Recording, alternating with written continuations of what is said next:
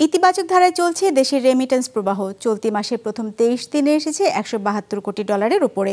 সামনের দিনে এই ধারা অব্যাহত রাখতে বিদেশ থেকে অর্থ পাঠানোর খরচ কমানোর পাশাপাশি কম সুদে ঋণ প্রদান আর প্রণোদনা বাড়ানোর পরামর্শ বিশ্লেষকদের।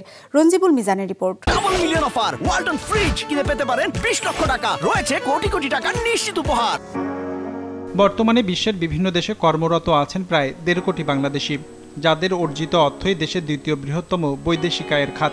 অন্তর্বর্তী সরকার ক্ষমতায় আসার পর টানা 3 মাস ধরে প্রবৃদ্ধি আসছে এ খাতের। হিসেব বলছে চলতি মাস অর্থাৎ নভেম্বরের প্রথম 23 দিনে প্রবাসীরা আয় পাঠিয়েছে $172 কোটি 60 লাখ।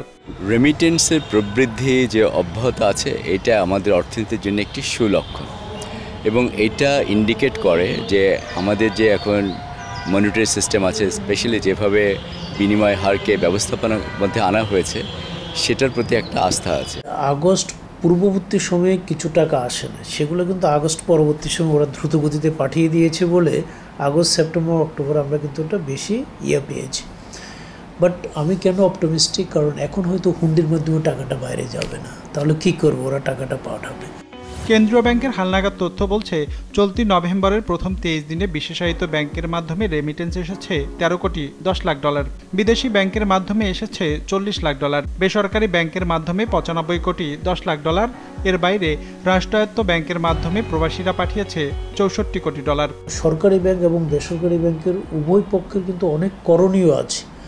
বেসরকারি ব্যাংকের মাধ্যমে বেশি আসছে সেটা হচ্ছে আমাদের নাম্বার অফ দ্য প্রাইভেট ব্যাংকের সংখ্যা অনেক বেশি, সরকারি ব্যাংকের সংখ্যা তো অতটা বেশি না। তো সেই জন্য হয়তো ওই ফিগারটাকে আমাদের কাছে অনেক বেশি মনে হয়।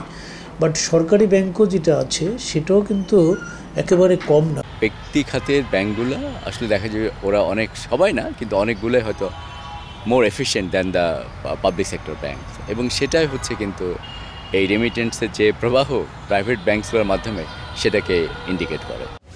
হিসাব বলছে চলতি অর্থ বছরে আগস্ট থেকে অক্টোবর এই 3 মাসে দেশে মোট রেমিটেন্স এসেছে $701 কোটি, যা আগের অর্থ বছর অর্থাৎ 2023-24 একই সময়ে ছিল $489 কোটি।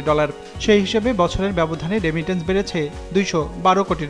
বিশ্লেষকরা বলছেন সামনের দিনে এই ধারা অব্যাহত রাখতে রেমিটেন্স পাঠানোর খরচ কমানোর পাশাপাশি বাড়াতে হবে প্রণোদনার পরিমাণ। যারা বেশি ট্রানজ্যাকশন করছে, যারা প্রত্যেক মাসে রেগুলার বেসিসে পাঠাচ্ছেন, তাদের প্রয়োজন মাফিক যদি আগাম তাদের লোন সুবিধা দেওয়া যায় অল্প সুদের হারে, তাহলে হয়তো ওনারা কিন্তু ওই ফর্মাল সিস্টেমের মধ্যেই সবসময় থাকতে চাইবেন। রেমিটেন্সটা বাড়ানোর জন্য যেটা ভেরি ইম্পর্টেন্ট, সেটা হচ্ছে ওদেরকে যাওয়ার আগে কিছু ফাইন্যান্সিয়াল লিটারেসি প্রোগ্রামের আওতায় আনতে হবে। এখানে চমৎকার একটা গ্রামার কাজ করে। যখন রেমিটেন্স পাঠায় ওরা 3টা কারণে বাংলাদেশে টাকা পাঠায়: বাচ্চাদের এডুকেশন, তারপরে ফুডের জন্য এবং বাড়ি ভাড়া, এই 3টা কারণে পাঠায়।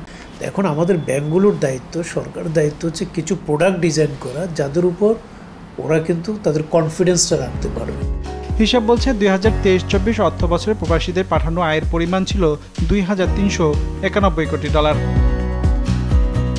রঞ্জিবুল মিজান, বিজনেস রিপোর্ট, মাছরাঙ্গা টেলিভিশন।